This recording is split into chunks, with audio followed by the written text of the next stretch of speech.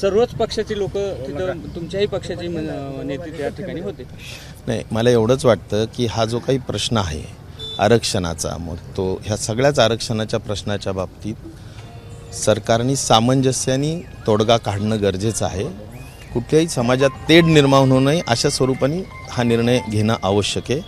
स्थानिक लोकप्रतिनिधी म्हणून मला या ठिकाणी असं वाटलं की येऊन भेट द्यावी. त्या दृष्टिकोनातून मी पण मुद्दाम आज स्थानिक लोकप्रतिनिधी माझ्याच मतदारसंघात चालू असल्यामुळे मुद्दाम त्या ठिकाणी मी भेट दिली. मागच्याही 5-6 दिवसात मी काही काल पंढरपूरला आणि पुण्याला आणि मुंबईलाही होतो.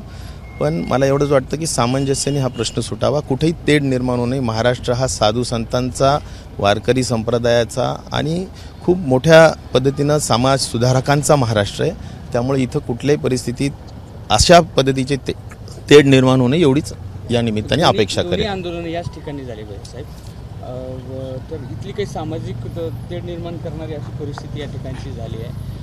काहींना वाटतं तुम्ही काही ठिकाणी तुम्ही येत नाही, समजा आता तुम्ही तुमचं धोरण पक्षपाती असा सुद्धा आरोप होतो आंदोलकांचा.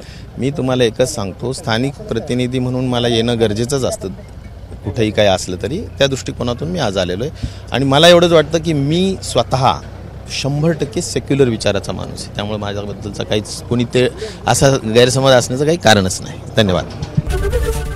एबीपी माझा, उघडा डोळे बघा नीट.